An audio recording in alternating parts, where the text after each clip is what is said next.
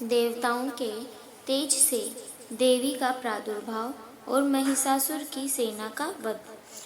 और मध्यम चरित्र के विष्णु ऋषि, महालक्ष्मी देवता, औष्णिक छंद, शाकंभरी शक्ति, दुर्गा बीज, वायु तत्व और यजुर्वेद स्वरूप है। श्री महालक्ष्मी की प्रसन्नता के लिए मध्यम चरित्र के पाठ में इसका विनियोग है। मैं कमल के आसन पर बैठी हुई प्रसन्न मुख वाली महिषासुर मर्दिनी भगवती महालक्ष्मी का भजन करती हूँ, जो अपने हाथों में अक्षमाला, फरसा, गदा, बाण, वज्र, पद्म, धनुष, कुंडिका, दंड, शक्ति, खड्ग, ढाल, शंख, घंटा, मधुपात्र, शूल, पाश और चक्र धारण करती है। ऋषि कहते हैं, पूर्व काल में देवताओं और असुरों में पूरे 100 वर्षों तक घोर युद्ध हुआ था। उसमें असुरों का स्वामी महिषासुर था और देवताओं के नायक इंद्र थे। उस युद्ध में देवताओं की सेना महाबली असुरों से परास्त हो गई। संपूर्ण देवताओं को जीतकर महिषासुर इंद्र बन बैठा। तब पराजित देवता प्रजापति ब्रह्मा जी को आगे करके उस स्थान पर गए जहां भगवान शंकर और विष्णु विराजमान थे। देवताओं ने महिषासुर के पराक्रम तथा अपनी पराजय का यथावत वृतांत उन दोनों देवेश्वरों से विस्तार पूर्वक कह सुनाया। वे बोले, भगवान महिषासुर सूर्य, इंद्र, अग्नि, वायु, चंद्रमा, यम, वरुण तथा अन्य देवताओं के भी अधिकार छीनकर स्वयं ही सबका अधिष्ठाता बना बैठा है। उस दुरात्मा महिष ने समस्त देवताओं को स्वर्ग से निकाल दिया है। अब वे मनुष्यों की भांति पृथ्वी पर विचरते हैं। दैत्यों की यह सारी करतूत हमने आप लोगों से कह सुनाई। अब हम अपनी आपकी ही शरण में आए हैं। उसके वध का कोई उपाय सोचिए। इस प्रकार देवताओं के वचन सुनकर भगवान विष्णु और शिव ने दैत्यों पर बड़ा क्रोध किया। उसकी भौहें तन गई और मुंह टेढ़ा हो गया। तब अत्यंत कोप में भरे हुए चक्रपाणी श्री विष्णु के मुख से एक महान तेज प्रकट हुआ। इसी प्रकार ब्रह्मा, शंकर तथा इंद्र आदि अन्य देवताओं के शरीर से भी बड़ा भारी तेज निकला। वह सब मिलकर एक हो गया। महान तेज का वह पुंज जाज्वल्यमान पर्वत सा जान पड़ा। देवताओं ने देखा, वहां उसकी ज्वालाएं संपूर्ण दिशा में व्याप्त हो रही थी। संपूर्ण देवताओं के शरीर से प्रकट हुए उस तेज की कहीं तुलना नहीं थी। एकत्रित होने पर वह एक नारी के रूप में परिणत हो गया और अपने प्रकाश से तीनों लोकों में व्याप्त जान पड़ा। भगवान शंकर का जो तेज था, उससे उस देवी का मुख प्रकट हुआ। यमराज के तेज से उसके सिर में बाल निकल आए। श्री विष्णु भगवान के तेज से उसकी भुजाएं उत्पन्न हुई। चंद्रमा के तेज से दोनों स्तनों का और इंद्र के तेज से मध्य भाग कटि प्रदेश का प्रादुर्भाव हुआ। वरुण के तेज से जंघा और पिंडली तथा पृथ्वी के तेज से नितंब भाग प्रकट हुआ। ब्रह्मा के तेज से दोनों चरण और सूर्य के तेज से उनकी अंगुलियां हुई। वसुओं के तेज से हाथों की उंगलियां और कुबेर के तेज से नासिका प्रकट हुई। उस देवी के दांत प्रजापति के तेज से और तीनों नेत्र अग्नि के तेज से प्रकट हुए थे। उसकी भौहें संध्या के और कान वायु के तेज से उत्पन्न हुए थे। इसी प्रकार अन्याय देवताओं के तेज से उस कल्याणमयी देवी का आविर्भाव हुआ। तदंतर समस्त देवताओं के तेज पुंज से प्रकट हुई देवी को देखकर महिषासुर के सताए हुए देवता बहुत प्रसन्न हुए। पिनाकधारी भगवान शंकर ने अपने शूल से एक शूल निकालकर उन्हें दिया। फिर भगवान विष्णु ने भी अपने चक्र से चक्र उत्पन्न करके भगवती को अर्पण किया। वरुण ने भी शंख भेंट किया। अग्नि ने उन्हें शक्ति दी और वायु ने धनुष तथा बाण से भरे हुए 2 तरकस प्रदान किए। सहस्त्र नेत्रों वाले देवराज इंद्र ने अपने वज्र से वज्र उत्पन्न करके दिया और ऐरावत हाथी से उतारकर एक घंटा भी प्रदान किया। यमराज ने काल दंड से दंड, वरुण ने पास, प्रजापति ने स्फटिकाक्ष की माला तथा ब्रह्मा जी ने कमंडलु भेंट किया। सूर्य ने देवी के समस्त रोमकूपों में अपनी किरणों का तेज भर दिया। काल ने उन्हें चमकती हुई ढाल और तलवार दी। क्षीर समुद्र ने उज्ज्वल हार तथा कभी जीर्ण न होने वाले 2 दिव्य वस्त्र भेंट किए। साथ ही उन्होंने दिव्य चूड़ामणि, 2 कुंडल, कड़े, उज्ज्वल अर्धचंद्र, सब बाहुओं के लिए केयूर, दोनों चरणों के लिए निर्मल नुपुर, गले की सुंदर हंसली और सब अंगुलियों में पहनने के लिए रत्नों की बनी अंगूठियां भी दी। विश्वकर्मा ने उन्हें अत्यंत निर्मल फरसा भेंट किया। साथ ही अनेक प्रकार के अस्त्र और अभेद्य कवच दिए। इनके सिवा मस्तक और वक्ष स्थल पर धारण करने के लिए कभी न कुम्हलाने वाले कमलों की मालाएं, जल्द ही ने उन्हें सुंदर कमल का फूल भेंट किया। हिमालय ने सवारी के लिए सिंह तथा भांति भांति के रत्न समर्पित किए। धनाक्ष कुबेर ने मधु से भरा पान पात्र दिया तथा संपूर्ण नागों के राजा शेष ने, जो इस पृथ्वी को धारण करते हैं, उन्हें बहुमूल्य मणियों से विभूषित नागहार भेंट दिया।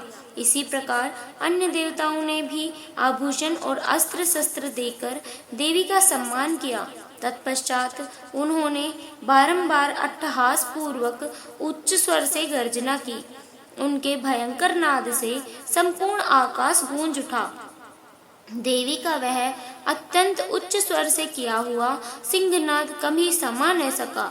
आकाश उसके सामने लघु प्रतीत होने लगा। उससे बड़े जोर की प्रतिध्वनि हुई, जिससे संपूर्ण विश्व में हलचल मच गई और समुद्र कांप उठे। पृथ्वी डोलने लगी और समस्त पर्वत हिलने लगे। उस समय देवताओं ने अत्यंत प्रसन्नता के साथ सिंह वाहनी भवानी से कहा, हे देवी, तुम्हारी जय हो।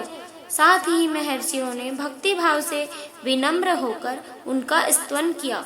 संपूर्ण त्रिलोकी को क्षोभग्रस्त हो देख दैत्यगण अपनी समस्त सेना को कवच आदि से सुसज्जित कर हाथों में हथियार ले हम सहसा उठकर खड़े हो गए। उस समय महिषासुर ने क्रोध में आकर कहा, यह क्या हो रहा है? फिर वह संपूर्ण असुरों से घिरकर उस सिंहनाद की ओर लक्ष्य करके दौड़ा। आगे पहुंचकर उसने देवी को देखा, जो अपनी प्रभा से तीनों लोकों को प्रकाशित कर रही थी। उनके चरणों के भार से पृथ्वी दबी जा रही थी। माथे के मुकुट से आकाश में रेखा सी खिंच रही थी तथा वे अपने धनुष के टंकार से सातों पातालों को क्षुब्ध कर देती थी। देवी अपनी हजारों भुजाओं से संपूर्ण दिशाओं को आच्छादित करके खड़ी थी।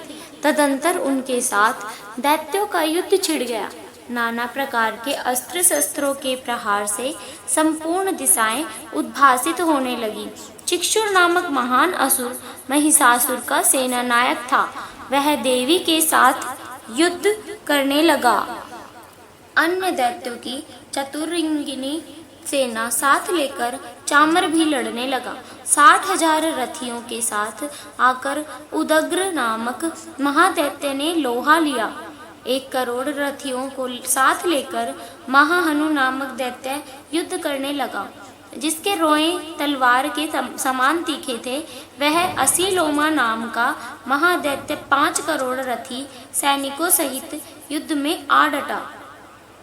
7 लाख रथियों से घिरा हुआ बास्कल नामक दैत्य भी उस युद्ध भूमि में लड़ने लगा।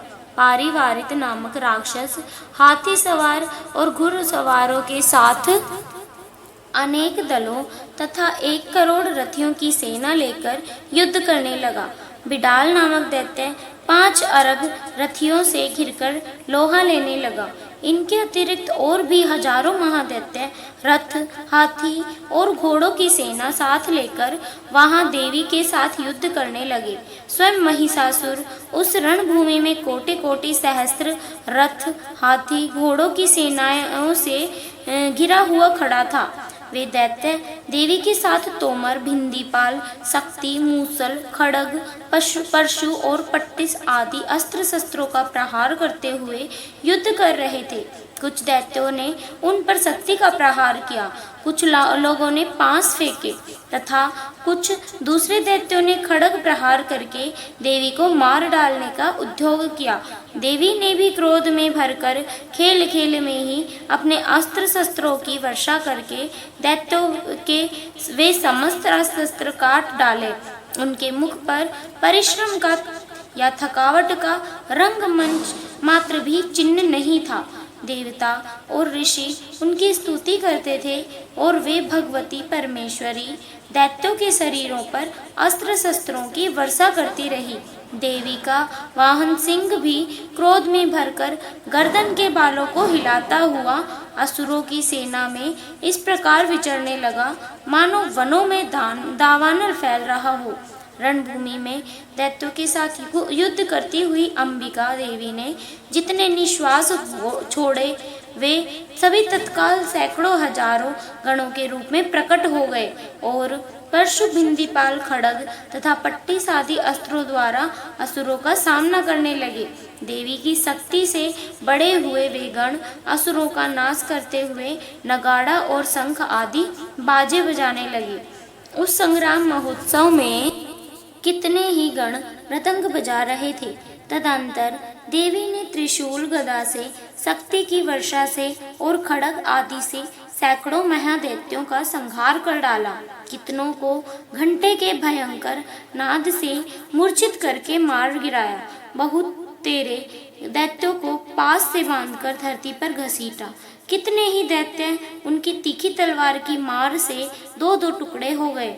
कितने ही गदा की चोट से घायल हो धरती पर सो गए। कितने ही मूसल की मार से अत्यंत आहत होकर रक्त वमन करने लगे। कुछ दैत्य सूल से छाती फट जाने के कारण पृथ्वी पर ढेर हो गए। उस रणांगन में बाण समूहों की वृष्टि से कितने ही असुरों की कमर टूट गई। बाज की तरह झपटने वाले देव पीड़क दैत्यगण अपने प्राणों से हाथ धोने लगे। किन्हीं की बाहें छिन्न भिन्न हो गई, कितनों की गर्दनें कट गई, कितने ही दैत्यों के मस्तक कट कट कर गिरने लगे। कुछ लोगों के शरीर मध्य भाग में ही विदीर्ण हो गए। कितने ही महादैत्य जांघें कट जाने से पृथ्वी पर गिर पड़े। कितनों को ही देवी ने एक बाह, एक पैर और एक नेत्र वाले करके दो टुकड़ों में चीर डाला। कितने ही दैत्य मस्तक कट जाने पर भी गिरकर फिर उठ जाते और केवल धड़ के ही रूप में अच्छे अच्छे हथियार हाथ में ले देवी के साथ युद्ध करने लगते।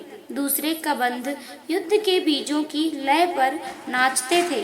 कितने ही बिना सिर के धड़ हाथों में खड्ग, शक्ति और सृष्टि लिए दौड़ते थे तथा दूसरे महादैत्य ठहरो ठहरो यह कहते हुए देवी को युद्ध के लिए ललकारते थे। जहाँ वह घोर संग्राम हुआ था वहाँ की धरती देवी के गिराए हुए रथ, हाथी, घोड़े और असुरों की लाशों से ऐसी पट गई थी कि वहाँ चलना फिरना असंभव हो गया था। दैत्यों की सेना में हाथी, घोड़े और असुरों के शरीरों से इतनी अधिक मात्रा में रक्तपात हुआ कि थोड़ी ही देर में वहाँ खून की बड़ी बड़ी नदियां बहने लगी।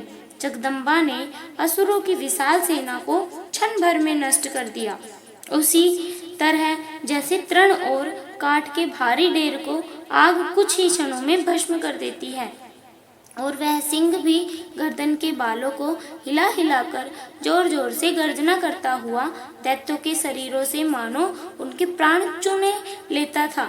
वहां देवी के गणों ने भी उन महादैत्यों के साथ ऐसा युद्ध किया जिससे आकाश में खड़े हुए देवतागण उन पर बहुत संतुष्ट हुए और फूल बरसाने लगे।